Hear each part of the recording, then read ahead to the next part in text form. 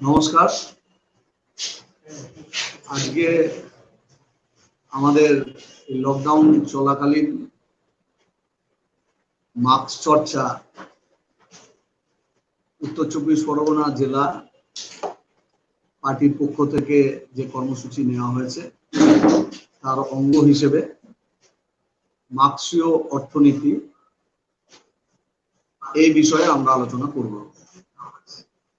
একটি অত্যন্ত বিস্তৃত বিষয় এবং একেবারে এই আলোচনার প্রথমেই যা বলে নেওয়া উচিত যে আমার সীমাবদ্ধতা নিয়ে এই আলোচনা করার চেষ্টা আমি করব। মার্কসের জন্ম 1818 সালে, 200 বছর আগে যার জন্ম, আজ থেকে 137 বছর আগে 1883 সালে তার মৃত্যু হয়। কমিউনিস্ট ম্যানিফেস্টো রচনার সময় হচ্ছে 1848 এবং সেও হচ্ছে এখন থেকে 172 বছর আগে। তাহলে এত দীর্ঘ কাল আগে তিনি যা বলেছেন সমাজ নিয়ে, অর্থনীতি নিয়ে, আজকের দিনে তার প্রাসঙ্গিকতা কি? মার্কসের এই মতবাদ সম্পর্কে মার্কসের জীবদ্দশাতেই ভয়ঙ্কর আক্রমণ শানানো হয়। বুর্জোয়া অর্থনীতিবিদরা, বুর্জোয়া দার্শনিকরা তা করেন। মেন স্ট্রিমে যে অর্থনীতি পড়ানো হয়, যা আলোচনা হয়, সে সমস্ত ক্ষেত্রগুলোতে মার্কসীয় চর্চা, মার্কসিস্ট ইকোনমি, সে অর্থে তা শেখানো হয় না। এখন তবু পৃথিবীতে বুর্জোয়া অর্থনীতিবিদরা, বুর্জোয়া ব্যবস্থা তাদের হাজারো চেষ্টাতেও মার্কসকে ঢেকে রাখতে পারে। ক্যাপিটালিজম ফিরে ফিরে ক্রাইসিসের মধ্যে পড়েছে। মানুষের জীবন, যন্ত্রণা, কষ্ট, দুঃখ, বেকারত্ব, খিদে, এগুলোতে মানুষ জর্জরিত থেকেছে এবং ক্যাপিটালিজমের বিরুদ্ধে, তার এই কুৎসিত ব্যবস্থার বিরুদ্ধে নানান সময়ে মানুষ প্রতিবাদী হয়েছে এবং একটা বিকল্প ব্যবস্থার সন্ধান করতে থেকেছে। আজকে যে সময় আমরা এই আলোচনা করছি তখন গোটা পৃথিবী জুড়ে একটা দীর্ঘস্থায়ী আর্থিক মন্দা লক্ষ্য করা যাচ্ছে 2007 সাল থেকে। সোভিয়েটিন বিশ্বে গোটা পৃথিবীতে মার্কিন সাম্রাজ্যবাদ তার কর্তৃত্ব, আধিপত্য প্রতিষ্ঠা করেছে। গ্লোবালাইজেশন, নিউ লিবারেল ইকোনমির দাপট চলেছে। এত সত্ত্বেও সেই তত্ত্বগুলো যে কার্যত অসার, তা পুঁজিবাদের আজকের গভীর সংকট থেকে আবারও প্রমাণিত হচ্ছে। আর এই সময়কালে মার্কসের চর্চা অনেক গুণ বেড়েছে। বেস্ট সেলারের লিস্টে কমিউনিস্ট ম্যানিফেস্টো ঢুকছে। বিবিসির যে পোল, সেই পোলে শ্রেষ্ঠ চিন্তাবিদ হিসেবে কার্ল মার্কসের নাম আসছে।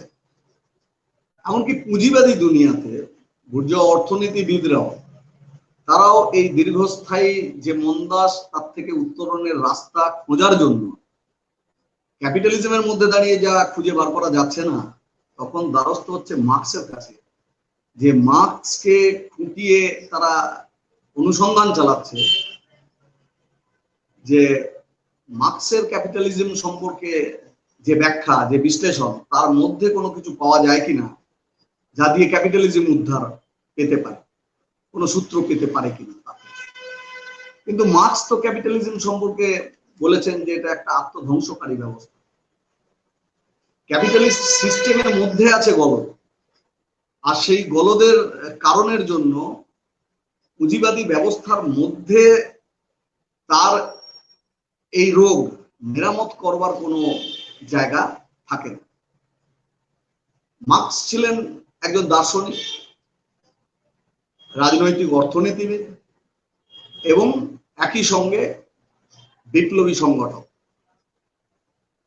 মানব সভ্যতার ইতিহাস বিশ্লেষণ করবার মধ্যে দিয়ে তিনি উপস্থিত করেন যে সমস্ত সমাজ ব্যবস্থার মধ্যে ক্লাসের উপস্থিতি, শ্রেণীর উপস্থিতি, পরস্পর বিবদমান দুটি শ্রেণী, এবং এই সভ্যতার ইতিহাস যা তা হলো শ্রেণী সংগ্রামের ইতিহাস। মার্কস এইটুকু বললে থামেননি। মার্কসের আগেও বহু দার্শনিক পৃথিবীকে ব্যাখ্যা করেছেন, মানুষের দুঃখ, কষ্ট, জ্বালা, যন্ত্রণা তাকে বর্ণনা করেছেন। কিন্তু প্রশ্ন হলো শুধু তো ব্যাখ্যা করা না, যে তাকে পরিবর্তন করা যাবে কি করে। 1848 সালে কমিউনিস্ট ম্যানিফেস্টো প্রকাশ হলো এবং সেখানে শুধুমাত্র ওয়ার্কিং ক্লাসের অবস্থা কি তার বর্ণনা করার মধ্যে দিয়ে মার্কস থামলেন না, বরং ওয়ার্কিং ক্লাসের কাছে উপস্থিত করলেন তার করণীয় কি। দুনিয়ার মজদুর এক হোক, সর্বহারার হারানোর কিছু নেই, জয় করার জন্য আছে গোটা জগৎ। শেষ 2 দশক তিনি কনসেন্ট্রেট করেছিলেন, অত্যন্ত গভীরভাবে অধ্যয়ন করেছিলেন পুঁজিবাদ, তার উৎপাদনের প্রক্রিয়া, এবং তার মধ্যে মানুষের সঙ্গে মানুষের সম্পর্ক, উৎপাদনের উপকরণগুলো মালিকানা একটা ক্লাসের হাতে, আর উল্টো দিকে ওয়ার্কিং ক্লাস যারা নিষ্পেষিত হচ্ছে, নির্যাতিত হচ্ছে। এবং তিনি আবিষ্কার করলেন সারপ্লাস ভ্যালু। একটা মাস্টার স্ট্রোক বলা যেতে পারে এই ক্যাপিটাল গ্রন্থ, তা তিনি শেষ দিকে গিয়ে লিখলেন। আগেই আমরা উল্লেখ করেছি যে 1818 সালে মার্কসের জন্ম জার্মানির ট্রিয়ন। বন ইউনিভার্সিটিতে তিনি ভর্তি হন, একটা সচ্ছল পরিবারের সন্তান। আইন পড়তে শুরু করেন। পরবর্তীকালে বার্লিন ইউনিভার্সিটিতে পড়ার সময় মার্কসের দর্শনের প্রতি আকর্ষণ বাড়ে। ইয়াং হেগেলিয়ানসদের সঙ্গে এই সময় তিনি যুক্ত হন, দর্শনের চর্চা চলতে থাকে। এর পরবর্তী সময় তিনি পত্রিকা সম্পাদনা করেছেন, রাজনৈতিক কর্মকাণ্ডের সঙ্গে যুক্ত হয়েছেন। ফ্রান্সে তার সঙ্গে ফ্রেডরিক অ্যাঙ্গেলসের সাক্ষাৎ হয় এবং তার কাছ থেকে তিনি তৎকালীন ইউরোপে শ্রমিক শ্রেণীর যে অবস্থা সে সম্পর্কে আরো অবহিত হন এবং অর্থনীতির প্রতি তার একটা তীব্র আকর্ষণ তৈরি হয়, যে এই সমস্ত উত্তরগুলোকে খুঁজে বার করবার জন্য অর্থনীতির গভীরে ক্যাপিটালিজমকে নানান দিক থেকে নিরীক্ষণ করা, বিশ্লেষণ করার কাজ শুরু হয়। প্যারিসেও তিনি শেষ পর্যন্ত থাকতে পারলেন না। বেলজিয়াম, পরবর্তীকালে লন্ডন। 1848 সালে ইউরোপ জুড়ে বৈপ্লবিক কর্মকাণ্ডে জোয়ার এলো। এই সময়ে তিনি আবার ফ্রান্সে ফেরত গেলেন, কিন্তু সেখানে গভর্নমেন্টের পতন হওয়ার পর তিনি ওখান থেকে আবার ফেরত এলেন লন্ডনে। এই সময়ে একদিকে তিনি বৈপ্লবিক কর্মকাণ্ডের সঙ্গে যুক্ত থেকেছেন, শ্রমিকদের সংগঠিত করবার কাজ করেছেন, বিপ্লবী তত্ত্ব তা সৃষ্টি করবার ক্ষেত্রে গুরুত্বপূর্ণ অবদান রেখেছেন। আরেকদিকে এই অর্থনীতির চর্চা, তাতে তিনি যুক্ত থেকেছেন। আমরা আরো গভীরে এই আলোচনাতে যাওয়ার আগে আমরা যে কথা বলতে চাই, যে মার্কস এই সমস্ত সমাজ ব্যবস্থাগুলোর মধ্যেকার একটা কমন ফ্যাক্টর তা তিনি দেখলেন, তা হলো উৎপাদন। সমস্ত ব্যবস্থার মধ্যেই এই উৎপাদন ছিল। মানুষ তার শ্রম এবং তার বুদ্ধি, মাসল এবং ব্রেন, এই দুটোকে কাজে লাগিয়েছে প্রকৃতির মধ্যে ছড়িয়ে ছিটিয়ে থাকা বিভিন্ন উপাদান, সেগুলোকে রূপান্তর করবার জন্য, যা মানুষের চাহিদাকে স্যাটিসফাই করতে পারে। যেমন গাছ আছে, গাছ থেকে কাঠ পাওয়া যেতে পারে এবং তা দিয়ে আশ্রয় বানানো যেতে পারে, ব্যবহার্য জিনিসপত্র বানানো যেতে পারে। তুলো তা থেকে কাপড় তৈরি হতে পারে। এভাবে এই বিবর্তনের মধ্যে দিয়ে সে প্রকৃতির শক্তিগুলোকেও ব্যবহার করবার জায়গায় গেছে। প্রথমত প্রাণীর যে শক্তি, সে শক্তিকে ব্যবহার করেছে। তার পরবর্তী সময় সে স্টিম কে ব্যবহার করেছে, বিদ্যুৎ শক্তিকে ব্যবহার করেছে। মার্কস দেখেছেন যে এই সমাজের অস্তিত্বের মূলে আছে হচ্ছে লেবার, শ্রম। তাহলে মানুষ তার শ্রম, তার স্কিল এবং উৎপাদনের যে উপকরণ যা সেই তৈরি করেছে, এগুলোকে দিয়ে প্রকৃতিতে থাকা যে কাঁচামাল, র মেটেরিয়ালস, তাকে রূপান্তর করছে যা তার কাজে লাগবে, তার বিভিন্ন চাহিদাকে পূরণ করতে পারে। এই সব মিলিয়ে হলো প্রোডাক্টিভ ফোর্স। এখন এই কাজ কেমন করে সংগঠিত হবে, হতো কেমন করে? মানুষ সাধারণভাবে তারা একত্রে কাজ করে, ছোট ছোট গ্রুপ হতে পারে, তার মধ্যে কেউ এককভাবে কাজ করতে পারে, কিন্তু প্রধানত মানুষের কাজ করবার ধরন ছিল হচ্ছে গোষ্ঠীবদ্ধভাবে, অনেকে মিলে। শিকার করতে গেছে, চাষের কাজ করতে গেছে, সবই গোষ্ঠীবদ্ধভাবেই করা হয়েছে। একটা সময় এলো হচ্ছে ডিভিশন অফ লেবার, যে এক একটা গোষ্ঠী এক একটা জিনিস তৈরি করে। কেউ হয়তো কৃষি উৎপাদন করছে, কেউ পশুপালন করছে, কেউ হয়তো কাপড় তৈরি করছে, কেউ ব্যবহার্য জিনিসপত্র তৈরি করছে। তাহলে একটা গোষ্ঠী একটা জিনিস তৈরি করছে, তার কাছে তা আছে, অপর গোষ্ঠীর কাছে তা নেই।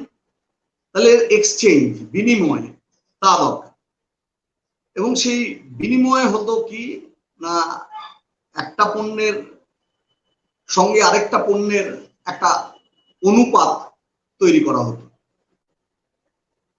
একটা ধাতু, ধাতব খণ্ড, আর আরেকদিকে যদি ধরা যাক তুলো, তাহলে অনেক পরিমাণ তুলোর সঙ্গে তুলনীয় হতে পারে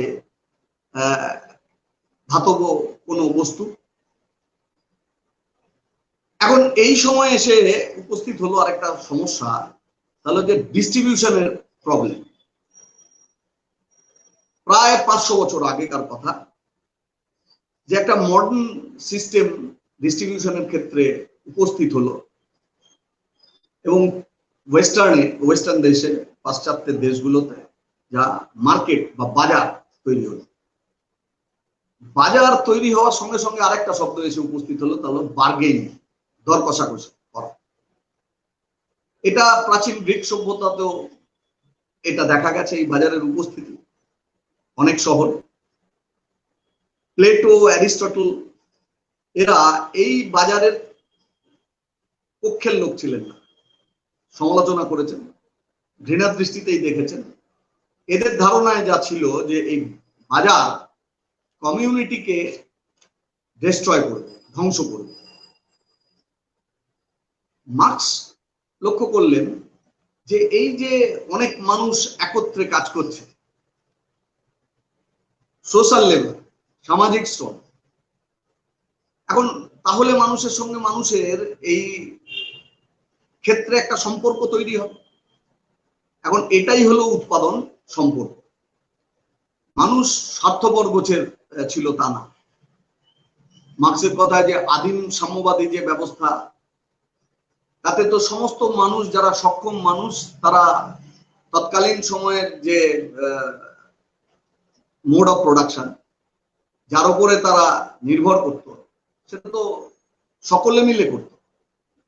আবার তার থেকে আহরিত সম্পদ তারা সকলে মিলেই তার মধ্যে বন্টন হতো। কিন্তু চলতে চলতে একটা সময় এলো যখন দেখা গেল যে কিছু মানুষ উৎপাদনের সঙ্গে যুক্ত থাকছেন, শ্রম দিচ্ছেন, আর কিছু মানুষ এই শ্রম দিচ্ছেন না, উৎপাদনের সঙ্গে ওভাবে যুক্ত থাকছেন না, কিন্তু উৎপাদনকে ভোগ করছেন। এই যে অংশটা ভোগ করছেন, দেখা গেল তার হাতে ল্যান্ড আছে, জমি আছে, পশু, গবাদি পশু যাদেরকে ব্যবহার করা হচ্ছে এইসব কাজে, তা আছে, কিছু ইনস্ট্রুমেন্টস যা এই সম্পদ সৃষ্টি করবার কাজে লাগছে, তা তাদের হাতে আছে। এগুলো হলো উৎপাদনের উপকরণ, তার সাথে কাঁচামালও যুক্ত।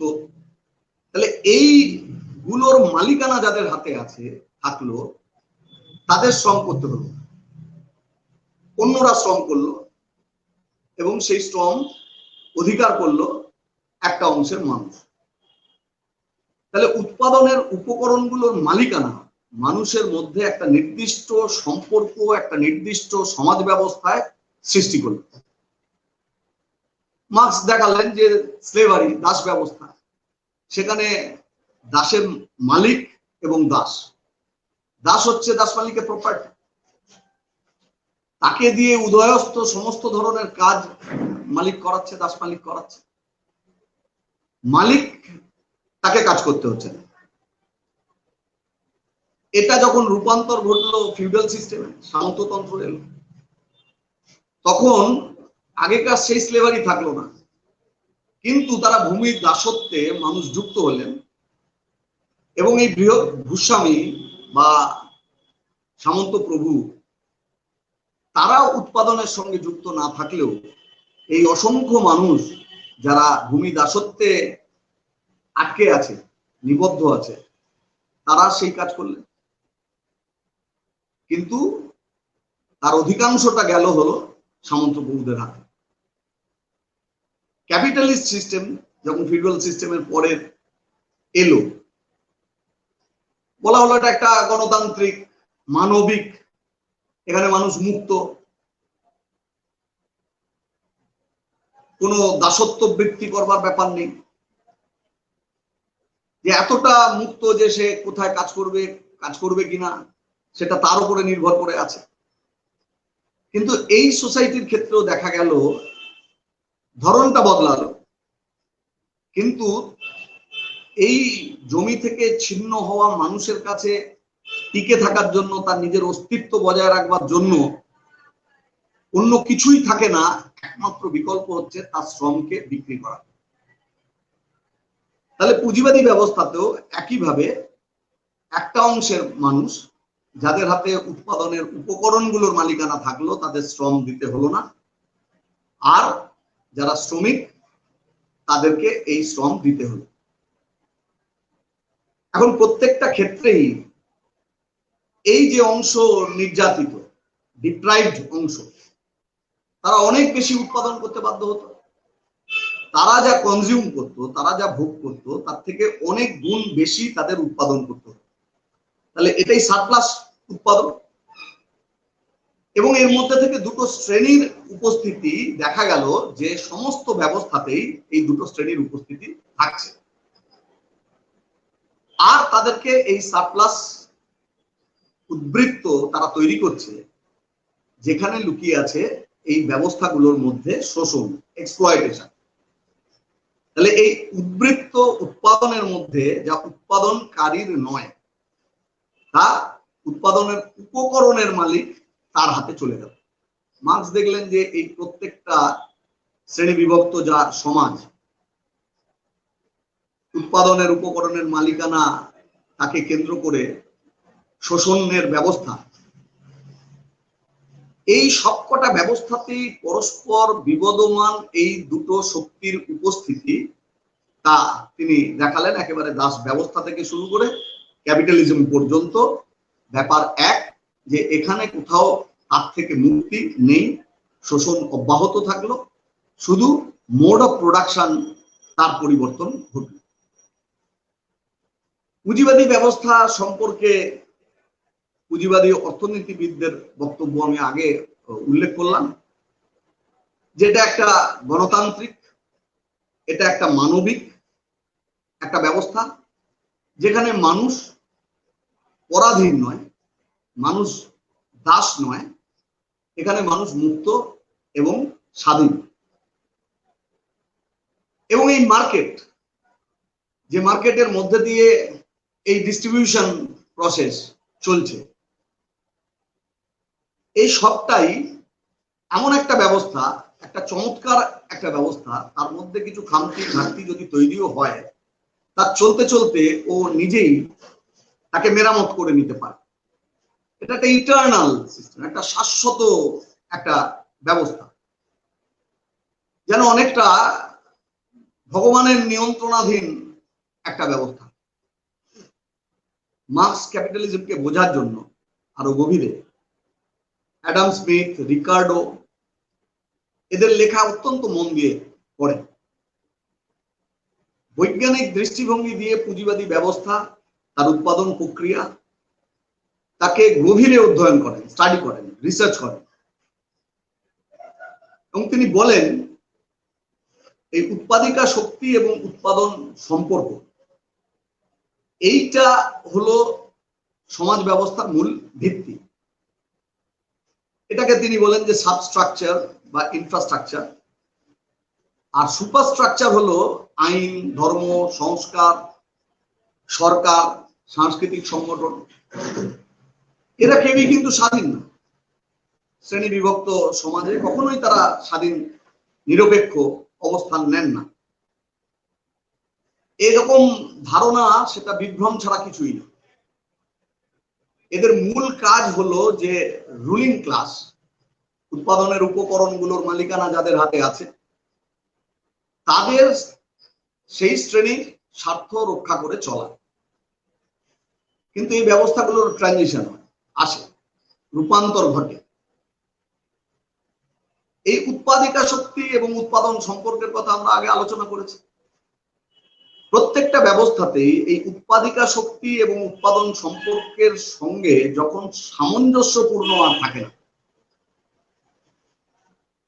উৎপাদিকা শক্তি ক্রমাগত তার বিবর্তন হতে থাকে। আজকের দিনে বিজ্ঞান প্রযুক্তি বিস্ময়কর আবিষ্কার কোথায় নিয়ে চলে গিয়েছে, আর্টিফিশিয়াল ইন্টেলিজেন্স, মেশিন, অটোমেশন ইত্যাদি কত কিছু। তাহলে সেই পুরনো সময় থেকেই ক্রমাগত উৎপাদিকা শক্তির বিবর্তন হতে থাকছে, যন্ত্র, আরো উন্নত যন্ত্র তা আসছে, এর সঙ্গে সাযুজ্যপূর্ণ শ্রমেরও পরিবর্তন ঘটছে। নতুন মেশিন নতুন ধরনের কাজের সঙ্গে যুক্ত থাকবার জন্য নতুন নলেজ নিয়ে ওয়ার্কিং ক্লাসকে কাজ করতে হচ্ছে। এখন এমন একটা অবস্থা ওই নির্দিষ্ট ব্যবস্থার মধ্যে তৈরি হয় যখন পুরনো সম্পর্কের ভিত্তিতে উৎপাদন আর বাড়ানো যায় না, এবং উৎপাদিকা শক্তির সঙ্গে পুরনো সম্পর্কের এই যে সংঘাত, একটা সময় আসে যখন এটা আর ওই ব্যবস্থাটাকে টিকিয়ে রাখতে পারে না। এটার জন্য যেটা দরকার হয় তা হলো সমাজ বিপ্লব। পুরনো ব্যবস্থা তাকে ভেঙে দিয়ে নতুন ব্যবস্থা তৈরি হয়। পুরনো ব্যবস্থার যে নিয়ম কানুন গুলো ছিল, আইন ছিল, সরকার বা অন্য সমস্ত বিষয়, উৎপাদনের ধরন, এগুলো কোনোটাই নতুন যে ব্যবস্থা সেই ব্যবস্থায় থাকে না। কিন্তু যে জিনিসটা থেকে যায় সেটা হলো নতুন ব্যবস্থার মধ্যেও দুটো শ্রেণীর উপস্থিতি থেকে যায়। এক্সপ্লয়টেশন, শোষণ, তা থেকে যায়। তার ফলে অবশ্যম্ভাবীভাবে যা থাকে নতুন ব্যবস্থার মধ্যে তা হলো ক্লাস কনফ্লিক্ট। এই দুই শ্রেণীর মধ্যেকার বৈরিতা বা সংঘর্ষ, শ্রেণী সংগ্রাম তা অব্যাহত থাকে। তাহলে সমাজ বিবর্তনের এই যে ধারা, যাকে বৈজ্ঞানিকভাবে বিশ্লেষণ করা হলো আগের ব্যবস্থাগুলোর মধ্যে, ক্যাপিটালিজমের ক্ষেত্রে আলাদা কেন, আলাদাভাবে একে ভাবা হবে কেন? আলাদা কি কোনো এই দুটো ব্যবস্থার মধ্যেকার যে বিষয়গুলোকে তুলে ধরলেন, উৎপাদিকা শক্তি উৎপাদন সম্পর্ক, দুটো শক্তির শ্রেণীর উপস্থিতি, এক্সপ্লয়টেশন, সারপ্লাস, লেবার ইত্যাদি, এই সমস্ত কিছু কি ক্যাপিটালিস্ট সিস্টেমে নেই? এটা কি সত্যি সত্যি একটা মানবিক ব্যবস্থা? প্রত্যেকটা ব্যবস্থাই তার আগের ব্যবস্থাটার থেকে উন্নত, কিন্তু কোনো ব্যবস্থাই তা এই বা ক্যাপিটালিজম তার মধ্যে এই যে ক্লাস স্ট্রাকচার সেটা তো থেকেই গেল। কাজেই পুঁজিবাদী ব্যবস্থার মধ্যেকার এই বিবদমান দুই শক্তি, মালিক আর শ্রমিকের মধ্যে পুঁজির সঙ্গে শ্রমের যে লড়াই, এইটা ক্রমাগত বাড়তে থাকবেই এবং সমাজ বিবর্তনের ধারা বেয়েই আরো উন্নত ব্যবস্থা, সমাজতন্ত্র তা অবশ্যম্ভাবী। মার্কস আজকে যুগেও প্রাসঙ্গিক কেন? পুঁজিবাদ সম্পর্কে 150 বছর আগে তার বিশ্লেষণ আজকের পুঁজিবাদী ব্যবস্থা ক্ষেত্রেও একইভাবে কার্যকরী কেন? আমরা সেই আলোচনায় যেতে গেলে আরো গভীরে আমাদের পুঁজিবাদী ব্যবস্থাকে দেখতে হবে। এক্ষেত্রে মার্ক্সের অবদান অনস্বীকার্য। মানব সভ্যতার ইতিহাসে অত্যন্ত গুরুত্বপূর্ণ অবদান কার্ল মার্ক্স রেখেছেন। বিশ্ববিদ্যালয়ের সময় থেকেই তিনি বৈপ্লবিক আন্দোলনের সঙ্গে সামিল হন। ফরাসি বিপ্লবের যে মর্ম বস্তু, যে কর্তব্য, যে আকাঙ্ক্ষা মানুষের মধ্যে সৃষ্টি হয়েছিল, যার প্রভাব মার্ক্সের বেড়ে ওঠার সময়ে যথেষ্ট পরিমাণে ছিল, সে সম্পর্কে চর্চা চলছিল। এই অবস্থায় এই পুঁজিবাদী ব্যবস্থা তাকে গভীরে নিরীক্ষণ করা, তার মধ্যেকার অবর্ণনীয় যন্ত্রণা তিনি উপলব্ধি করলেন। কি না, ব্যক্তিগত সম্পত্তি, ব্যক্তিগত মালিকানা। শ্রম সামাজিক, কিন্তু উৎপাদনের উপকরণগুলোর মালিকানা ব্যক্তিগত। 1848 সালে যে বিপ্লবী কর্মকাণ্ডের জোয়ার দেখা যায়, এটাও স্টাডি করতে গিয়ে তিনি দেখলেন যে সামন্ততন্ত্র সরে যাওয়ার পরে সামন্ততন্ত্র কিন্তু আবার ফেরত এলো না। পুঁজিবাদ তার আধিপত্য কায়েম করল, কিন্তু সেখান থেকে সমাজতন্ত্রের দিকে গেল না। কেন গেল না? এই নিয়ে আরো গভীরে বিশ্লেষণ করতে গিয়ে তিনি বিপ্লবী তত্ত্বের বিষয়ে মার্ক্স এঙ্গেলস উল্লেখযোগ্য অবদান রাখলেন। যে ওয়ার্কিং ক্লাসকে ইউনাইটেড হতে হবে এবং তাদের নিজস্ব পার্টি তা গড়ে তুলতে হবে। পুঁজিবাদের কয়েকটা উন্নততর অবস্থার কথা মার্ক্স স্বীকার করেছেন। বিশেষত বিজ্ঞান আর প্রযুক্তির বিস্ময়কর অগ্রগতি, গোটা উৎপাদন প্রক্রিয়ার উৎপাদিকা শক্তির বিপুল বিকাশ এই ব্যবস্থায় হয়েছে। জ্ঞান বিজ্ঞান চর্চা সেটা শিখরে উঠেছে। কিন্তু জমি থেকে ছিন্ন করে নিয়ে আসা বা বিচ্ছিন্ন করা মানুষগুলো, তারা কারখানাতে নির্মম শোষণের জাঁতাকলে এই ব্যবস্থা তাদেরকে নিংড়ে নিয়েছে। এদের কাছে কোনো অল্টারনেটিভ ছিল না শ্রম বিক্রি করা ছাড়া। তাহলে পুঁজিবাদের কিছু সাফল্যের উল্টো দিকে আছে ওয়ার্কিং ক্লাসের এই অবর্ণনীয় জীবন যন্ত্রণার কথা। পুঁজিবাদী অর্থনীতিবিদরা বলেন এটা একটা ওয়ান্ডারফুল মেশিন, একটা চমৎকার ব্যবস্থা, এবং এটাই শ্রেষ্ঠ ব্যবস্থা। সর্বোচ্চ সম্পদ সভ্যতাকে দিতে পারে এই ব্যবস্থা। এখানে উৎপাদক এবং ভোক্তা দুজনেই ফ্রি। অ্যাডাম স্মিথের ইনভিজিবল হ্যান্ড, অদৃশ্য হাতের তত্ত্ব, ব্যক্তিগত সম্পত্তি, বাজার এবং স্বাধীন ক্রেতা ও বিক্রেতা, এই মিলিয়ে যে অর্থনীতি, সেই অর্থনীতি শ্রেষ্ঠ এবং তা সব থেকে বেশি সম্পদ তা দিতে পারে। এটা শাশ্বত, যেন ভগবান একে নিয়ন্ত্রণ করছে। রিয়েলিটি কি, বাস্তব কি? বাস্তব হচ্ছে যে বুর্জোয়া অর্থনীতিবিদদের কথা অনুযায়ী এই ওয়ান্ডারফুল মেশিন সেটা কখনো অতি মন্থর গতিতে চলছে, আবার কখনো দ্রুত গতিতে চলছে,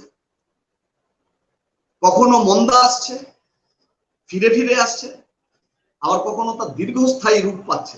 মুদ্রাস্ফীতি ঘটছে, মূল্যবৃদ্ধি ঘটছে, বেকারি, ক্রয় ক্ষমতা কমে যাওয়া, এগুলো সব সমাজে টেনশন তৈরি করছে, ধনী আর দরিদ্রের মধ্যে ব্যাপক ফারাক তৈরি করছে, সমাজে আনরেস্ট তৈরি করছে, পলিটিক্যাল আনরেস্ট তৈরি হচ্ছে, এক ধরনের বিচ্ছিন্নতা মানুষ অনুভব করছে। বিনোদনের বিরাট জগৎ তৈরি হতে পারে, অনেক চকচকে একটা পৃথিবী সামনে থাকতে পারে, কিন্তু অবর্ণনীয় জীবন যন্ত্রণায় বিদ্ধ অধিকাংশ শ্রমজীবী মানুষ, তাকে আস্বাদ করবার মতো ক্ষমতা আর থাকে না। তার ফলে গোটা সোসাইটি থেকেই সে বিচ্ছিন্নতা অনুভব করে, আবার এর মধ্যে ক্ষোভ তৈরি, রাগ তৈরি এবং শ্রেণী সংঘাত তার তীব্র হয়। মানুষ বিকল্প সন্ধান আরো বেশি করে করে। মার্ক্সীয় অর্থনীতি হলো পুঁজিবাদী এই অর্থনীতির ঠিক উল্টো দিক। অর্থাৎ পুঁজিবাদের যে বৈশিষ্ট্যগুলোর কথা আমরা এতক্ষণ আলোচনা করলাম, এমন একটা ব্যবস্থা যে ব্যবস্থাতে যে অর্থনীতি গৃহীত হবে সেটা শুধু উন্নত ব্যবস্থা তা না, যেখানে পুঁজিবাদের এই বৈশিষ্ট্যগুলো যেখানে থাকবে না। পুঁজিবাদ এই যে বারে বারে সংকট তারকে জড়িয়ে ধরছে, যার থেকে পরিত্রাণের রাস্তা সে খুঁজে পাচ্ছে না, তারা কি মনে করে? তারা মনে করে হচ্ছে যে এটা বাজারের হাতে ছেড়ে দাও। ট্রাম্পের মুখেও যে কথা শোনা যায়, একইভাবে নরেন্দ্র মোদীও একই কথা বলেন। জিডিপি কমে যাচ্ছে, সাংঘাতিক কমে গেছে, ঋণাত্মক সূচকে চলে গেছে, কিন্তু তৎসত্ত্বেও আমেরিকান প্রেসিডেন্ট ডোনাল্ড ট্রাম্প তিনি কখনো স্বীকার করবেন না। তিনি বলবেন যে এটা একটা মাইনর অ্যাক্সিডেন্ট, সাধারণ একটা বিষয়, মামুলি বিষয়, এবং কিছুকালের মধ্যেই এটাকে কাটিয়ে উঠতে সক্ষম হব। একই কথা নরেন্দ্র মোদীরাও বলে চলেন, যে তাকে মানেন না, স্বীকার করতে চান না। তাহলে ঠিক করে দেবে কে? বাজার, ব্যক্তি মালিকানা আর বাজার, এই দুয়ের ওপরে তারা সঁপে দেয় বা দিচ্ছে এই সংকট থেকে বেরোনোর রাস্তা। নিও ক্লাসিক্যাল ইকোনমিস্ট তারা যে তত্ত্ব হাজির করেন তা হলো যে বিনিয়ন্ত্রিত বাজার, আর বাজারকে বাড়াতে হবে, এক্সটেনশন অফ মার্কেট, আর হলো বৃহৎ অর্থনীতি বা ভিন্ন উদ্যোগ, পুঁজিবাদ থেকে ভিন্ন কোনো উদ্যোগ। এরকম দেশ যা নেয় তার সম্পর্কে সতর্ক থাকে। কিন্তু পুঁজিবাদী অর্থনীতি সংকটকে চিরতরে কাটিয়ে সুন্দর একটা সময়ে তাকে ওই শাশ্বত এক অবস্থাতে নিয়ে যাওয়ার কাজ কখনোই করে উঠতে পারেনি। কাজে ফিরে ফিরে এসছে। কেইনস তিনিও এক তত্ত্ব, কেইনসীয় তত্ত্ব, সেখানে এই ক্যাপিটালিস্ট ইকোনমির মধ্যেই বলা হলো, তখন 17 সালে রিভলিউশন হয়ে গিয়েছে, সমাজতন্ত্র সম্পর্কে মানুষের আকর্ষণ বাড়ছে। তাহলে যদি ক্যাপিটালিজম মানুষের দুঃখ, কষ্ট, জ্বালা, যন্ত্রণা এগুলো কমাতে কিছুটা না পারে, ওয়ার্কিং ক্লাসকে কিছুটা বেনিফিট না দিতে পারে, তাহলে দলে দলে মানুষ তো সমাজতন্ত্রের দিকে যাবে, কমিউনিস্ট পার্টির সাথে যাবে। তাহলে এই ব্যবস্থা ভেঙে পড়তে পারে। তাহলে কিছু রিল্যাক্সেশন দেওয়ার দরকার আছে। এখানে জনকল্যাণকর রাষ্ট্র, রাষ্ট্রের নজরদারির কথা বলা হলো, যে বাজারের দিকে রাষ্ট্রকেও চোখ রাখতে হবে, প্রয়োজনে তাকে বিনিয়োগ করতে হবে, এবং যদি তা না করা হয় তাহলে তা সমাজতন্ত্রের দিকে যাবে। মার্ক্সের ব্যাখ্যা ছিল যে ক্যাপিটালিজম সে এই ক্রাইসিস থেকে বেরিয়ে আসতে পারবে না। তার কারণ হলো যে তার মধ্যে উপস্থিত ক্লাস স্ট্রাকচার, এর উৎপাদনের প্রক্রিয়াটার মধ্যে অ্যানার্কিজম আছে, নৈরাজ্য আছে, এবং এটা আনপ্ল্যান্ড, এখানে কোনো পরিকল্পনা নেই। তার ফলে ওভার প্রোডাকশন হবে এবং এই সংকট ফিরে ফিরে আসবে। তার কারণ হচ্ছে যে সিস্টেমটার মধ্যে গলদ আছে, এটা একটা আত্মধ্বংসকারী ব্যবস্থা। সবকিছু মধ্যে গতি আছে। কাজেই এই অর্থনীতিকে, ক্যাপিটালিজমকে বোঝবার ক্ষেত্রেও এই গতি দিয়েই বোঝা দরকার। চারটে মূল factor: production, exchange, distribution, consumption. এই চারটে আলাদা আলাদা কোনো প্রক্রিয়া না। বাকি কোনোটাই আসতে পারে না যদি প্রোডাকশন, উৎপাদন না হয়। প্রোডাক্ট আগে হতে হবে। তাহলে প্রোডাক্ট না হলে তার বিনিময়ের প্রশ্ন ওঠে না, তার ডিস্ট্রিবিউশনের প্রশ্ন ওঠে না, তার কনজাম্পশন, ভোগ করার প্রশ্ন ওঠে না। কিন্তু এগুলো কোনোটাই ইন্ডিপেন্ডেন্ট প্রক্রিয়া না। এটা একটা সিঙ্গল সোশ্যাল প্রোডাকশন প্রসেস। এখন প্রোডাকশনটা মোড কি, মোড অফ প্রোডাকশন কি রকম ভাবে এই প্রোডাকশন হচ্ছে তার উপরে নির্ভর করছে বাকিগুলো। তার এক্সচেঞ্জ কি হবে, ডিস্ট্রিবিউশন কি হবে, কনজাম্পশন কেমন হবে। তাহলে উৎপাদনের সামাজিক ধরনের উপরে নির্ভর করছে ডিস্ট্রিবিউশন এবং কনজাম্পশন, বন্টন এবং ভোগ, কার কাছে যাবে এই উৎপাদিত পণ্য। পলিটিক্যাল ইকোনমি হলো একটা নির্দিষ্ট সামাজিক উৎপাদন ব্যবস্থার উপর। এখন এই মোড অফ প্রোডাকশন তার উপরে নির্ভর করে ডিস্ট্রিবিউশন, কনজাম্পশন। ক্যাপিটালিস্ট সিস্টেমে এই বিনিময় হবে, এক্সচেঞ্জ হবে, তা হলো বাজারের নিয়ম, law of the market. Distribution হবে এই যে শোষণমূলক ব্যবস্থা, তার নিয়মে এর ডিস্ট্রিবিউশন হবে। তাহলে শ্রমিক শ্রেণী তার প্রাপ্তি, তার ভোগ করবার জন্য যা থাকবে সেটা এই ব্যবস্থাতে তা হবে অত্যন্ত লিমিটেড, খুব সীমাবদ্ধ। কারণ তাদের উপার্জন নেই, কারণ তাদের বিরাট অংশ অত্যন্ত কম মজুরিতে কাজ করতে বাধ্য হয়, তাদের বিরাট অংশ তারা কর্মচ্যুত। The process of production is the foundation of economy. এই ক্যাপিটাল এলো কোথা থেকে? Primitive accumulation. এই উন্নত পুঁজিবাদী দেশগুলো পৃথিবীর অন্য দেশগুলোকে পায়ের তলায় রেখেছে, সেখানে আধিপত্য বিস্তার করেছে, কলোনি তৈরি করেছে এবং তার মাটির উপরে, মাটির তলার যাবতীয় সম্পদ তাকে লুট করেছে এবং তাকে মানিতে এক্সচেঞ্জ করেছে, দিয়ে বিপুল পরিমাণ সেই পুরনো সময়ে এক পুঁজির ভান্ডার তৈরি করেছে। এখন পুঁজিবাদী ব্যবস্থার অত্যন্ত গুরুত্বপূর্ণ তাহলে একটা বিষয় হলো পণ্য বা কমোডিটি। পণ্য মানে কি না, যা বিনিময়যোগ্য। আমি বাড়ির পেছনে এক টুকরো জমিতে আলু হলো, বেগুন হলো, সেটা আমি পরিবারে ব্যবহার করলাম, এটা পণ্য না। তাহলে পণ্য মানে যা বিনিময় করা হবে। এখন বিনিময় কখন হবে? প্রকৃতিতে তো কত কিছু পড়ে আছে, একটা পাথরের টুকরো পড়ে আছে, তো পাথরের টুকরোটা তো এক্সচেঞ্জেবল হবে না, তাহলে তার মধ্যে কিছু ভ্যালু অ্যাড করতে হবে যা মানুষের চাহিদা তাকে পূরণ করতে পারে। এখন এই যে কমোডিটি, পণ্য, এটা সব ব্যবস্থাতেই ছিল। একটা বিনিময় পুরনো ব্যবস্থাগুলোতেও ছিল, কিন্তু পুঁজিবাদী ব্যবস্থাতে বিনিময় প্রথা সর্বোচ্চ স্তরে গেল। আগে উল্লেখ করা হয়েছে যে বিনিময় পদ্ধতি, তার পরিমাপ কি হবে। এখন এই পণ্যের দুটো মূল্য থাকে, একটা হচ্ছে ওর ইউজ ভ্যালু, ব্যবহারিক মূল্য, আরেকটা হলো যে তার বিনিময় মূল্য, যে টাকায় আমরা তাকে আদান প্রদান করতে পারি তা।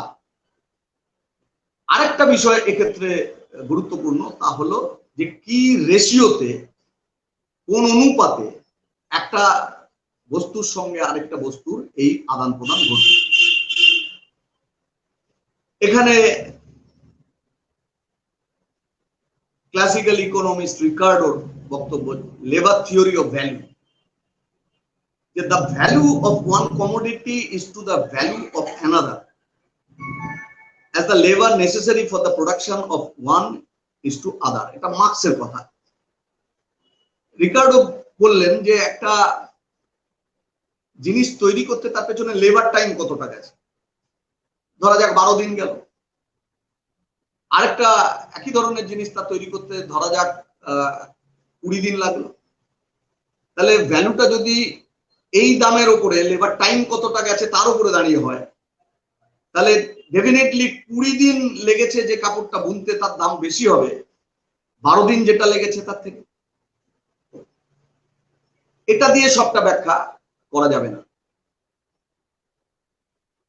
এখানে মার্কস এই কারণে বললেন যে the value of one commodity, একটা পণ্যের সঙ্গে আরেকটা পণ্যের এই বিনিময়ের যে অনুপাত সেটা হবে নেসেসারি লেবার, তা রেশিও যা, অনুপাত যা, তার ভিত্তিতে। এইটা আরো ডিটেলে যাওয়া হলো যে রিকার্ডোর তাহলে বক্তব্য হলো যে উৎপাদনের সময়।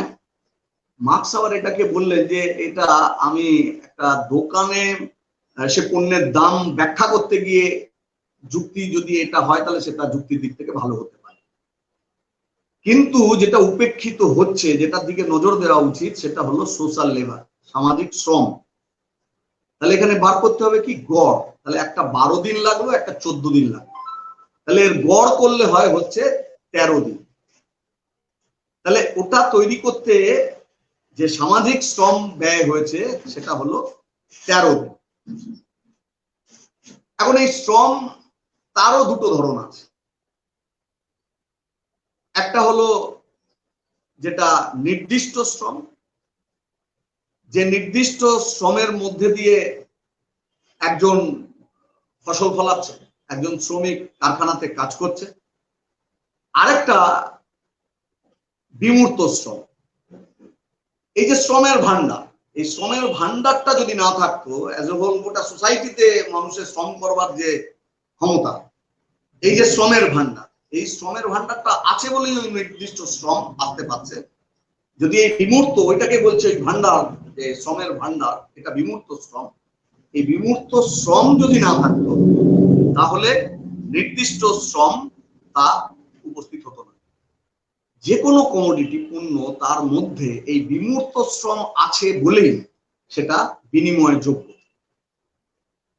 পুঁজিবাদী ব্যবস্থাতে শ্রম হচ্ছে কমোডিটি, তো সবকিছুই এখানে পণ্য। পুঁজিবাদের নিয়মই তাই। অন্য ব্যবস্থাগুলোতে শ্রম তাকে এভাবে পণ্যের মতো, যেমন পণ্যের বিনিময় হয়, তাকে কেনা যায়, এক্ষেত্রে শ্রম তাকেও পণ্য হতে হলো এবং পুঁজিপতি সেই শ্রম শ্রমিকের কাছ থেকে কিনল। তাহলে শ্রম কমোডিটি হতে পারে তখন তার কি কন্ডিশন থাকে, শর্ত কি হয় না, উৎপাদনের উপকরণগুলো মালিকানা কার হাতে থাকে। তাহলে এই ব্যবস্থাটা জন্ম নিল কোথা থেকে, মানে যেখানে শ্রম, লেবার সেটা একটা কমোডিটি, পুঁজিবাদের উদ্ভবের মধ্যে দিয়ে এটার জন্ম হলো, আর এটা শেষ হবে পুঁজিবাদ ধ্বংসের মধ্যে দিয়ে। তাহলে এর পুঁজিবাদ উত্তর যে সমাজতান্ত্রিক ব্যবস্থার কথা বলা হচ্ছে, যেখানে শ্রম কমোডিটি হবে না, উৎপাদনের উপকরণগুলোর মালিকানা ব্যক্তির হাতে থাকবে না। এরপরে খুব গুরুত্বপূর্ণ যে বিষয় আনলেন মার্কস, যেটাই পুঁজিবাদের মূল চলবার মূল চাবিকাঠি, রহস্য, যে রহস্য অন্যরা কেউ উদ্ঘাটন করেন, তা হলো উদ্বৃত্ত মূল্য। এখন এই যে শ্রম শক্তি বিক্রি করতে বাধ্য হচ্ছে শ্রমিক, তার কাছে তো কোনো অল্টারনেটিভ নেই। তাকে টিকে থাকতে গেলে, বেঁচে থাকতে গেলে তার খাদ্য লাগবে, মাথা গোজবার আশ্রয় লাগবে, কাপড় জামা লাগবে, বেঁচে থাকার আরো অনেক ধরনের উপাদান লাগে, সে সমস্ত লাগবে। এখন এটা সে কোথা থেকে পাবে? তাহলে তার শ্রমশক্তিকে বিক্রি করা ছাড়া রাস্তা নেই। তাহলে তার একটা বস লাগবে যার কাছে সে এটাকে বিক্রি করতে পারে, কিন্তু তার শ্রমশক্তির মূল্য কত, কিভাবে তা ঠিক হবে, নিরূপিত হবে কিভাবে? আমরা আগে আলোচনা করলাম হচ্ছে যে একটা প্রোডাক্টের দামের ক্ষেত্রে, একটা কমোডিটির দামের ক্ষেত্রে দেখা গেল যে তাতে কতটা শ্রম আছে তার নিরিখে রিকার্ডো একটা ব্যাখ্যা দিলেন, মার্কস আরেকটা ব্যাখ্যা দিলেন, কিন্তু তার মূল কথাটা হলো যে প্রোডাক্টের মূল্যর পেছনে আছে হলো লেবার, শ্রম। এখন এই শ্রম শক্তির মূল্য কতটা কি? ক্যাপিটালিস্ট সিস্টেমে এর মূল্য হচ্ছে শ্রমিকের অস্তিত্বটা টিকিয়ে রাখবার জন্য যতটুকু দেওয়া দরকার ঠিক ততটুকু, যাতে সে কালকে আবার কাজ করতে আসতে পারে, আজকে কাজ শেষ হওয়ার পরে, তার থেকে বেশি না। আগে আমরা বলেছি যে পুঁজিবাদী ব্যবস্থার আরেকটা গুরুত্বপূর্ণ বৈশিষ্ট্য হলো যে সে তার প্রোডাক্টিভিটিকে বাড়িয়ে নিয়ে গিয়েছে, উৎপাদিকা শক্তি ক্রমশ বিকাশমান। এবং আজকের দিনে ভাবলে এটা সাংঘাতিক পর্যায়ে গেছে। কম্পিউটার, ইন্টারনেট গোটা খোলনলচে বদলে দিয়েছে, যা উৎপাদনের প্রক্রিয়া তার পরিবর্তন ঘটিয়ে দিয়েছে। তাহলে প্রোডাক্টিভিটি যত বাড়বে, অর্থাৎ শ্রমিক প্রচুর পরিমাণ প্রোডাকশন করতে পারবে। প্রাথমিকভাবে দেখা গেল যে প্রোডাক্টিভিটি বাড়ছে, ওয়েজ বাড়ছে, কিন্তু একটা সার্টেন স্টেজের পরে দেখা গেল যে প্রোডাক্টিভিটি বাড়ছে কিন্তু লেবার শ্রমশক্তির দাম সেটা বাড়ছে না, বরং সেটা একটা সময় কমের দিকে যেতে থাকে। এখন এই যে হিউজ প্রোডাকশন শ্রমিক করছে, তার উল্টো দিকে সে যা পাচ্ছে সেটা কেবলমাত্র তার নিজের অস্তিত্বটুকু টিকিয়ে রাখবার জন্য যতটুকু দিতে হয় ততটুকু। এই দুয়ের মধ্যে যে ফারাক, যে প্রোডাকশন করছে প্রচুর আর নিজে যেটা কনজিউম করছে, যেটা নিজে ভোগ করছে সেটা যৎসামান্য, তাহলে প্রচুর প্রোডাকশন আর যৎসামান্য ভোগ বা যৎসামান্য সে পায়, এই দুয়ের মধ্যে যে ফারাক, এই ফারাকটাই হলো পুঁজিবাদী ব্যবস্থায় শ্রমের শোষণ। ধরা যাক যে একজন শ্রমিক সে 5টা টেলিভিশন তৈরি করল এবং তাকে দেওয়া হলো এই 5টা টেলিভিশন তৈরি করবার জন্য, তাকে ধরা যাক দেওয়া হলো, বা 4টে টেলিভিশন তৈরি করলো, 5,000 টাকা করে যেটা বিক্রি হলো 20,000 টাকা বিক্রি হলো, আর শ্রমিককে দেওয়া হলো 2,000 টাকা করে 8,000 টাকা। তাহলে 20,000 আর 8,000-এর মাঝখানে ফারাক হলো 12,000। তাহলে এই 12,000 টাকাটা গেল হচ্ছে ওনারের কাছে। এই ডিফারেন্সের মধ্যেই আছে এক্সপ্লয়টেশন। এখন মুনাফা কি? মুনাফা উদ্বৃত্ত যে মূল্য তার একটা অংশ, সেটা হলো মুনাফা। তাহলে উদ্বৃত্ত প্রোডাকশন শ্রমিক করলো, এই উদ্বৃত্তের অধিকার শ্রমিকের থাকলো না, উদ্বৃত্তের অধিকার থাকলো ওনারের কাছে, মালিকের কাছে। সে সেটাকে বিক্রি করলো, বিক্রি করে এই যে বাড়তি টাকা তার কাছে থাকলো, এই বাড়তি টাকাটা থেকে সে জমির ভাড়া, ফ্যাক্টরি শেডের ভাড়া মেটালো, তার ইলেকট্রিসিটি বিল, তার মেশিনের ডেপ্রিসিয়েশন কস্ট, যা ইনভেস্টমেন্ট ইত্যাদি হয়েছে মেশিনারি ইত্যাদিতে তার একটা অংশ, ট্যাক্স, ডিউটিজ ইত্যাদি।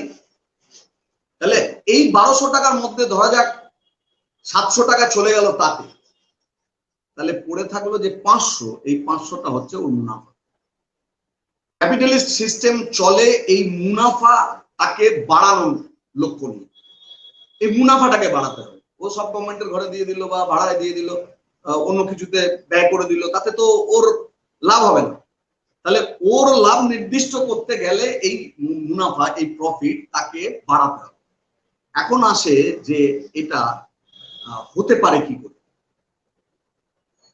তাহলে এই যে উদ্বৃত্ত উৎপাদনও করছে,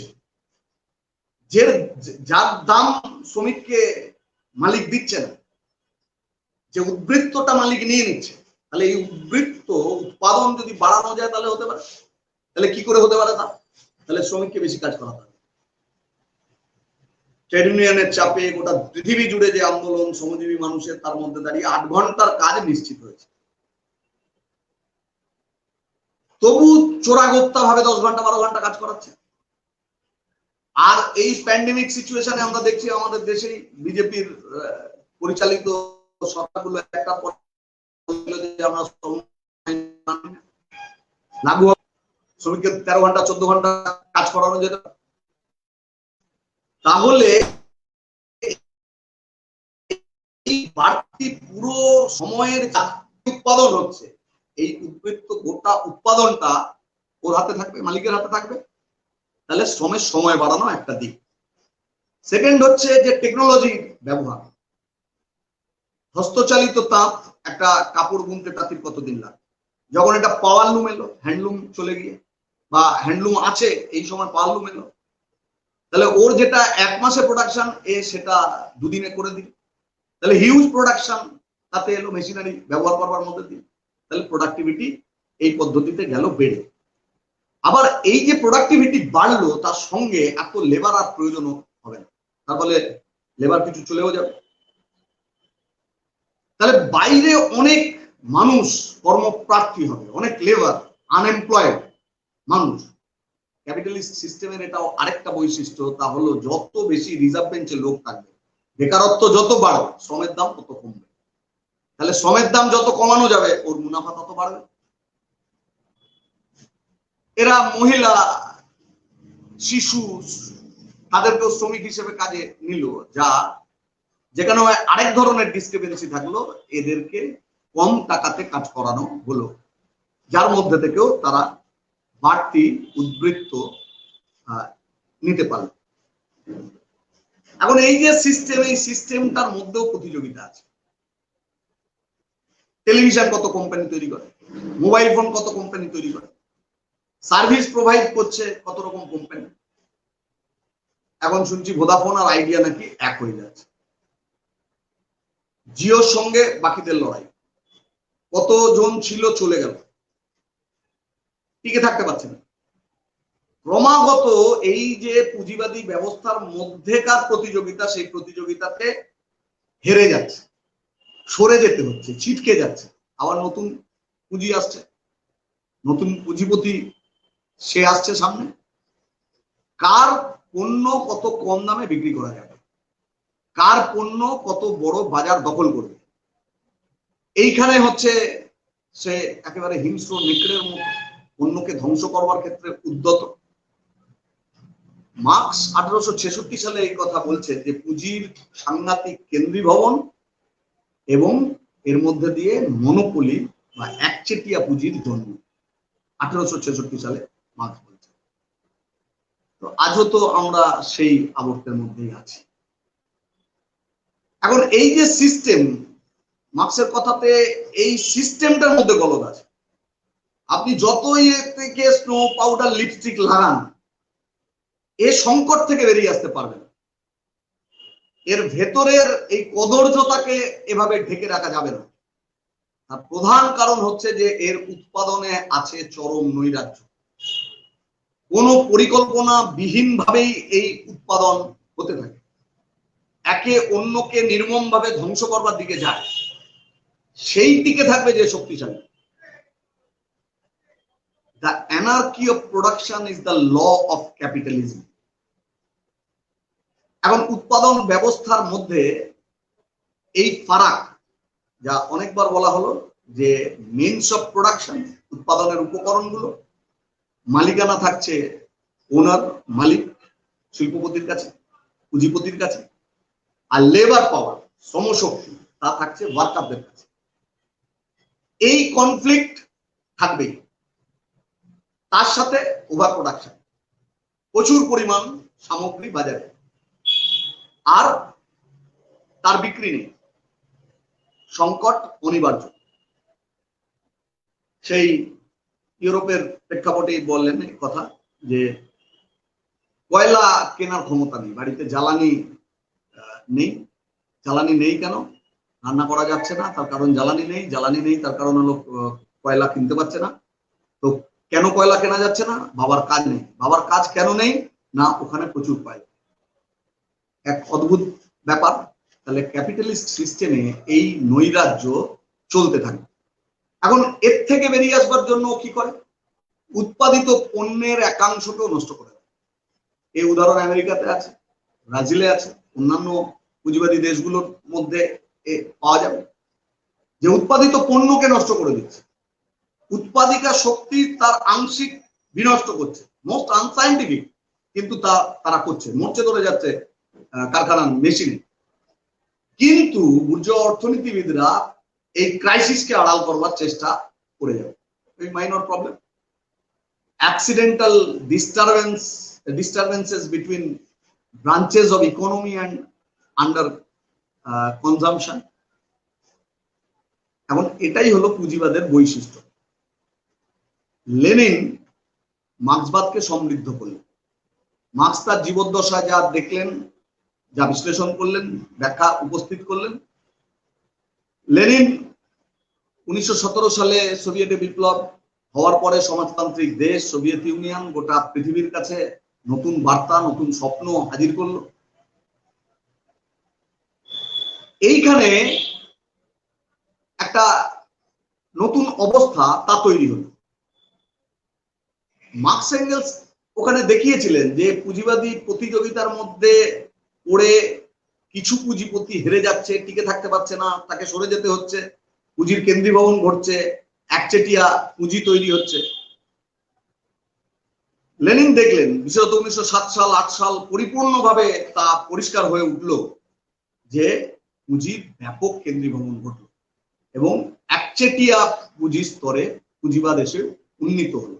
পুঁজিবাদের বিকাশের ধারার মধ্যেই, এই প্রতিযোগিতার মধ্যে দিয়েই একচেটিয়া পুঁজি তা তৈরি হলো। তাহলে একচেটিয়া পুঁজিবাদ হলো পুঁজিবাদের সর্বোচ্চ স্তর।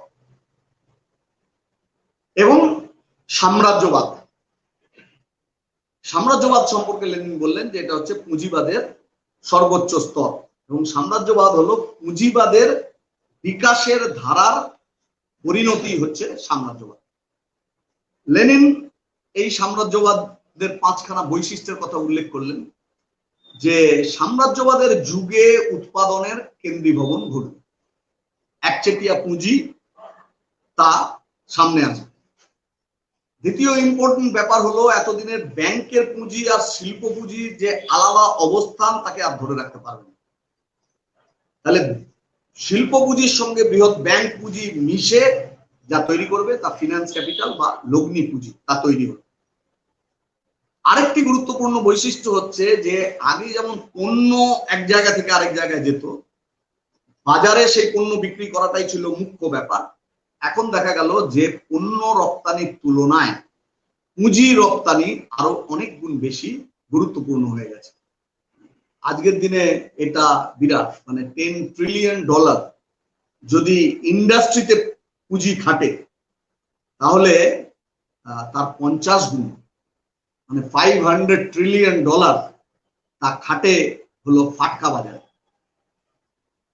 সাম্রাজ্যবাদের স্তরে এই পণ্য রপ্তানির তুলনায় পুঁজির রপ্তানি, সেই পুঁজি গোটাটাই যে অন্যত্র এ হচ্ছে তা না, তার শিল্পতেও যায়, কিন্তু শিল্পে যে পুঁজি খাটে একটা শিল্প তৈরি হবে, তার প্রোডাকশন হবে, তার বাজারে যাবে, সেটা বিক্রি হবে, তারপরে সেখান থেকে তার উদ্বৃত্ত মূল্য, সেখান থেকে তার প্রফিট, একটা লম্বা রাস্তা।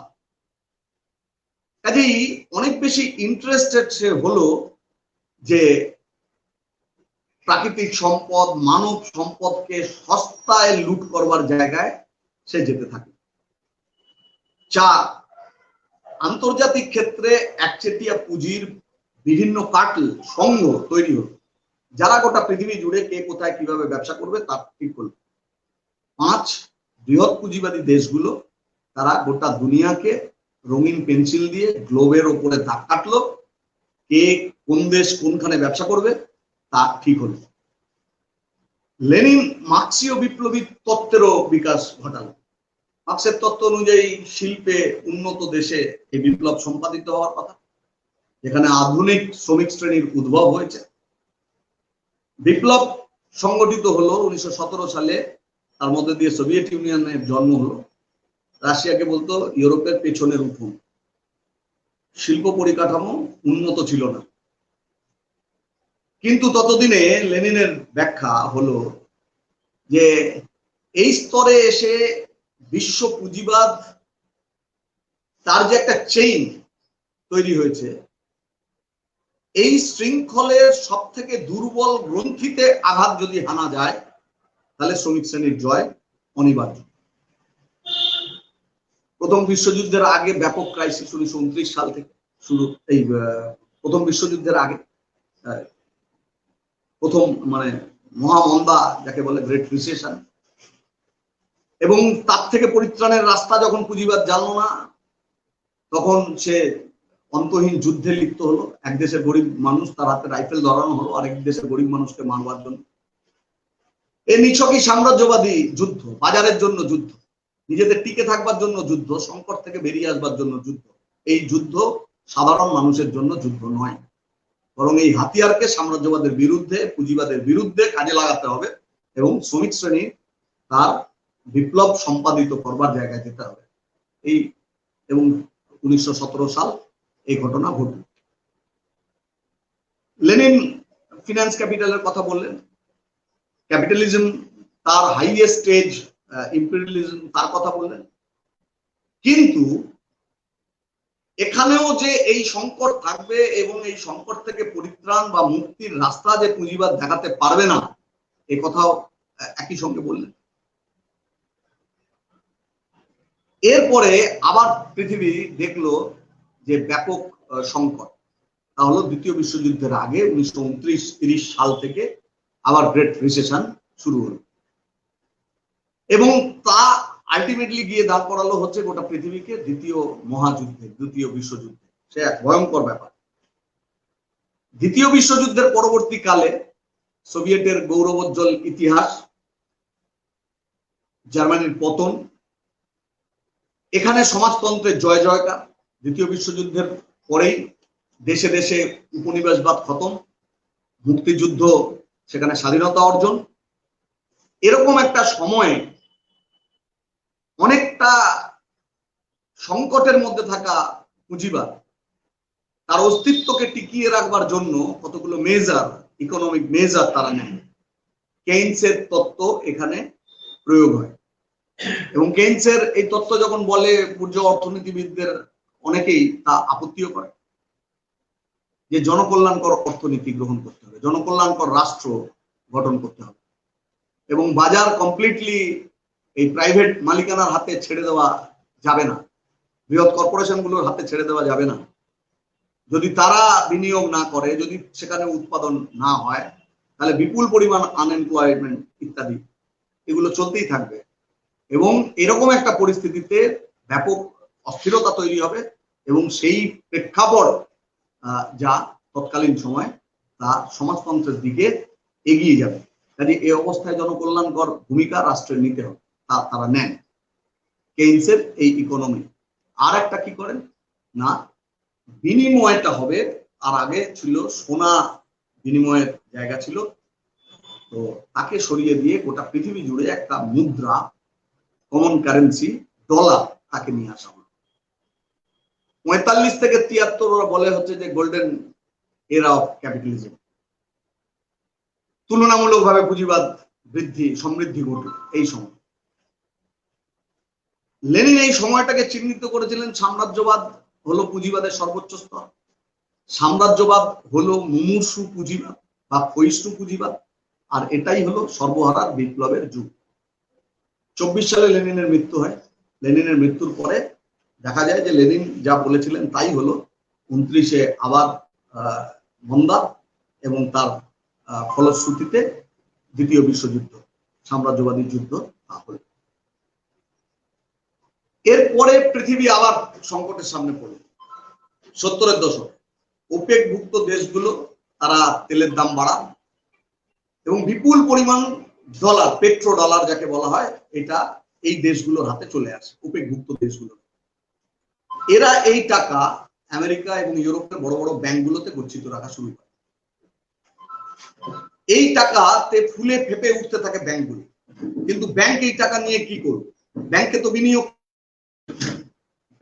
এই টাকা বিনিয়োগ করে ধার দেয় এমন এমন সমস্ত দেশে, যে দেশগুলো তা এই বিপুল পরিমাণ অর্থ সেটাকে ইনফ্রাস্ট্রাকচার তৈরি করা, ইন্ডাস্ট্রিয়াল ইনফ্রাস্ট্রাকচার তৈরি করা ইত্যাদির কাজে ব্যয় না করে সেগুলোকে বিলাস বহুল নানান বন্দোবস্ত করতে সেই টাকা ব্যবহার করে এবং আলটিমেটলি একটা সময় আসে যে এই টাকা ফেরত দেওয়ার জায়গায় আসে না।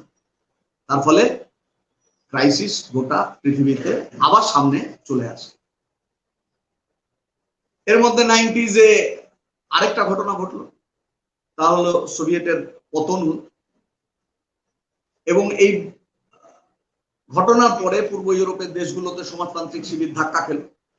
উল্লসিত পুঁজিবাদ এই সময় আবারও সাংঘাতিক প্রচার শুরু করলো, যে আমরা তো আগেই বলেছিলাম যে সমাজতন্ত্র একটা অচল ব্যবস্থা,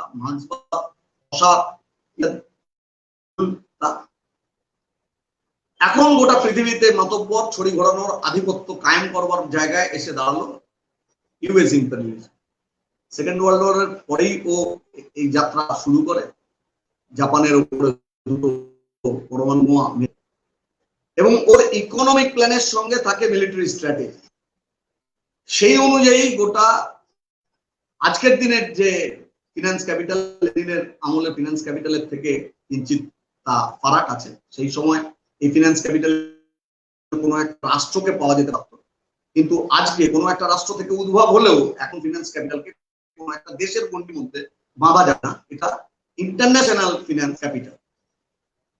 এবং সেই পুঁজির সঞ্চরণের ক্ষেত্রে যে সমস্ত বাধা বিভিন্ন দেশের আইন কানুন ইত্যাদির মধ্যে দিয়ে হয়েছিল, তা এই সাম্রাজ্যবাদী দেশগুলো নিজেদের স্বার্থের কারণের জন্য সেগুলোকে বুলডোজার দিয়ে তুলে ফেলেছে, ভয় দেখিয়ে, মিলিটারি কূপ ভয় দেখিয়ে বা চাপ সৃষ্টি করে নানান দিকে। আবার বিপুল পরিমাণ টাকা ঋণ দিয়ে সেই ঋণের কন্ডিশনালিটিস এর মধ্যে, শর্তের মধ্যে দিয়ে সরকারের নীতি তার পরিবর্তন ঘটিয়ে তার মতো কাজ তারা করেছে। ডব্লিউটিও ইত্যাদি অর্গানাইজেশন তৈরি হয়েছে, গ্লোবালাইজেশনের তত্ত্ব, ক্যাপিটালিস্ট গ্রুপ গ্লোবালাইজেশন তার তত্ত্ব সামনে নিয়ে আসা হয়েছে। কিন্তু এই ব্যবস্থা চলতে চলতেও 90s থেকে যদি ধরা যায় তাহলে 2007 সাল, তাহলে সময়ের দিক থেকে অল্প একটু সময়, যে সময়ের মধ্যে দেখা গেল যে এটা মুখ থুবড়ে পড়ল। তাহলে সোভিয়েতহীন বিশ্বেও ক্যাপিটালিজম সে নিজেকে প্রমাণ করতে ব্যর্থ হল এবং সেই সংকট থেকে বেরিয়ে আসবার রাস্তা এল। নিও লিবারাল ইকোনমি, তা দিয়ে গোটা পৃথিবীর অর্থনীতিটাকে চালানো বন্দোবস্ত করা হচ্ছে। এবং এই নিও লিবারাল ইকোনমি তার প্রয়োগ করবার ক্ষেত্রে পৃথিবীর দেশে দেশে যে সংকটের সামনে এসে উপস্থিত হচ্ছে, ধনী দরিদ্রের মধ্যে ফারাক তৈরি হচ্ছে, উন্নত দেশগুলোর সঙ্গে অনুন্নত দেশগুলো, উন্নয়নশীল দেশগুলোর মধ্যেকার ফারাক তৈরি হচ্ছে, ব্যাপক পরিমাণ বেকারি তৈরি হচ্ছে, কর্মচ্যুতির ঘটনা ঘটে যাচ্ছে ইত্যাদি। একটা কুৎসিত মুখ এইটা সামনে আসছে। এই অবস্থা থেকে বেরিয়ে আসবার রাস্তা ওরা কি ঠিক করলো?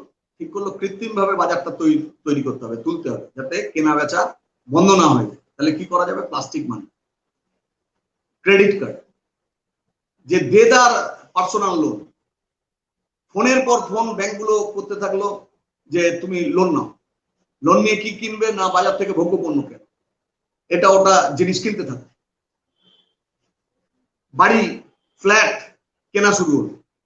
তাহলে এই বিপুল পরিমাণ কৃত্রিম ভাবে কেনার জায়গা যা তৈরি করা হলো, যে মানুষ তা কিনলেন, কিছুকাল বাদে নিও লিবারাল ইকোনমির বৈশিষ্ট্যগুলোর মধ্যে যেটা আমি আগে উল্লেখ করলাম, যে মজুরি কমে যাচ্ছে, বেকারি বাড়ছে, আয় বৈষম্য তৈরি হচ্ছে।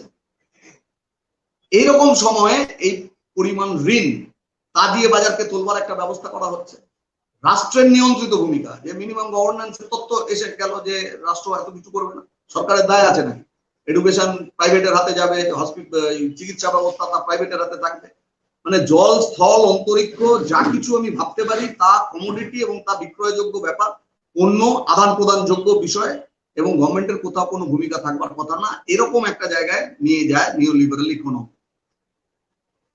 এরকম একটা অবস্থাতে আমেরিকাতে এই সংকট শুরু হলো এবং ব্যাংকগুলো দেদার ধার দেওয়ার পরে ওরা আবার সেই ধার নেওয়াগুলোকে ইন্স্যুরেন্স করালো, তা মর্গেজ কোম্পানির কাছে গেল, প্রচুর পরিমাণ আর্থিক ইনস্টিটিউশন গুলো তৈরি হতে থাকলো। তারপর একদিন যারা ঋণ নিয়েছিল তারা হাত তুলে বললো যে আমরা আর ঋণ ফেরত দিতে পারবো না, সেই অবস্থা আমার নেই। কি হবে তাহলে? এই অবস্থাতে পরপর এই ফিনান্সিয়াল ইনস্টিটিউশন যা তৈরি হলো সেগুলো গেল কার্যত পড়ে গেল।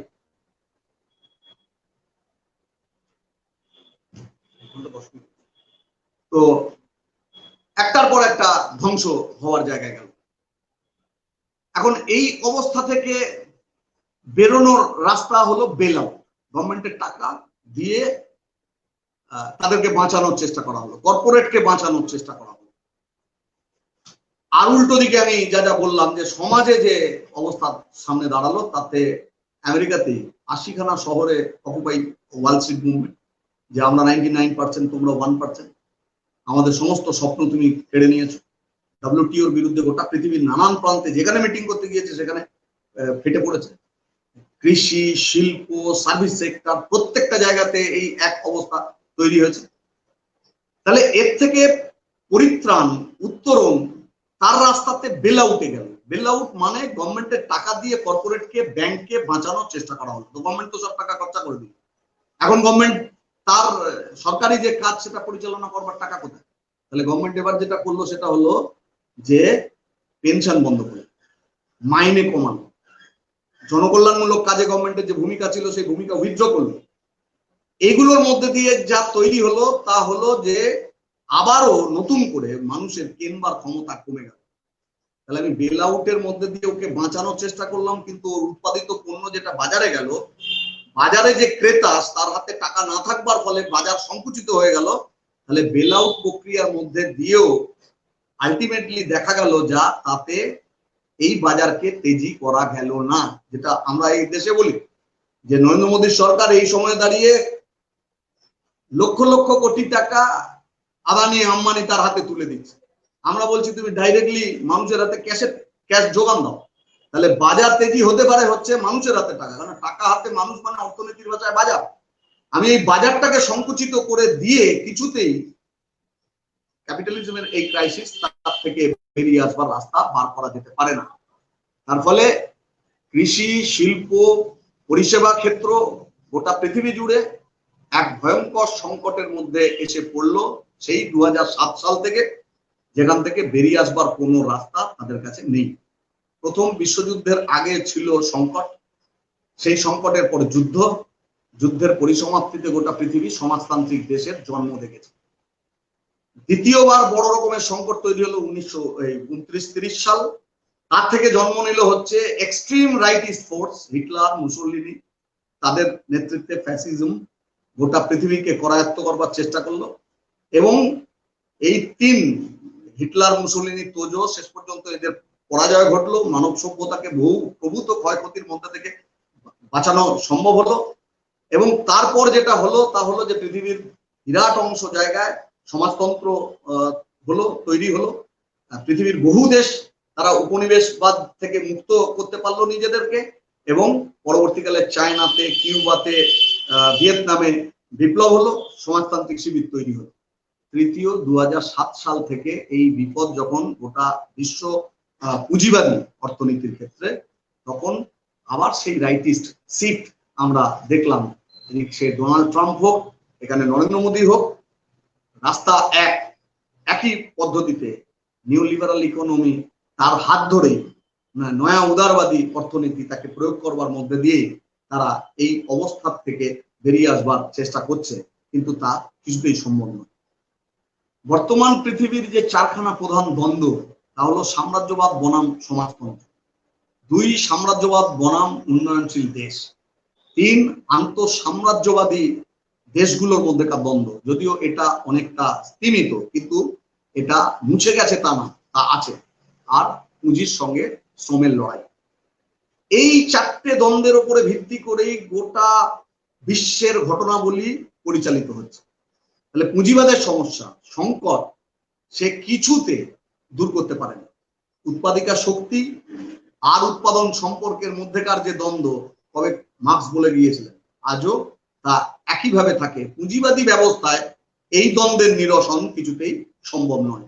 তাহলে অল্টারনেট ওয়ার্ল্ড, উন্নত একটা ব্যবস্থা, ক্যাপিটালিজমের থেকে অনেক গুণ ভালো একটা ব্যবস্থা, তা তৈরি করতে পারে। মানুষ তো ইতিহাস তৈরি হয়, এই সভ্যতা বুনিয়াদ তো রচনা করেছে মানুষ। কাজে এর থেকে উন্নত ব্যবস্থা, যেখানে ক্যাপিটালিজমের এই নগ্ন বৈশিষ্ট্যগুলো থাকবে না, সে ব্যবস্থা নির্দিষ্টভাবেই করা যায়। আর এটাই হলো আজকের দিনে আমাদের ঐতিহাসিক দায়িত্ব। তাই বিপ্লবী আন্দোলনকে বিকশিত করবার কাজে আমাদের মনোনিবেশ করতেই হবে। আমাদের দেশের অবস্থাও এই মুহূর্তে তাই। একই রকম তীব্র মন্দার মধ্যে আমরা আছি। 19 সালের ভোটে যখন নরেন্দ্র মোদী নির্বাচিত হচ্ছেন তখন 45 বছরের সব থেকে বেশি বেকারি ছিল। আজকে এই প্যান্ডেমিক সিচুয়েশনের অনেক আগে থেকেই তো আমাদের অর্থনীতি তাতে মন্দা লেগেছে, কিন্তু নিও লিবারেল ইকোনমির নিয়মগুলো বা তাদের অঙ্গুলি হেলনে চলতে বাধ্য পৃথিবীর বহু দেশের সরকার। আমাদের দেশের সরকারও হচ্ছে যে এই নিয়ম নীতি তাকে লাগু করে সরকারকে ক্রমাগত তার থেকে সরিয়েছে, জনকল্যাণমূলক ভূমিকা থেকে সরকারকে সরানো হয়েছে এবং বাজারের ওপরে, ব্যক্তি মালিকানার উপরে ভরসা করে এই সংকট থেকে পরিত্রাণের রাস্তা খুঁজছে। তার ফলে ডিজাস্টার ম্যানেজমেন্ট অ্যাক্টকে সামনে রেখে তাকে ঢাল করে আমাদের দেশের সমস্ত রাষ্ট্রীয় সম্পদ যা তিলে তিলে গড়ে উঠেছে তাকে বিক্রি করে দেওয়ার বন্দোবস্ত করা হলো। আমাদের সমস্ত ক্ষেত্রগুলোতে, কৃষি ছাড়া বাকি সমস্ত ক্ষেত্রগুলোতে গ্রস ডোমেস্টিক প্রোডাক্ট মানে জিডিপি রেট হলো মাইনাস, নিচে চলে গিয়েছে। সব মিলিয়ে 25.9% নিচে চলে গেছে।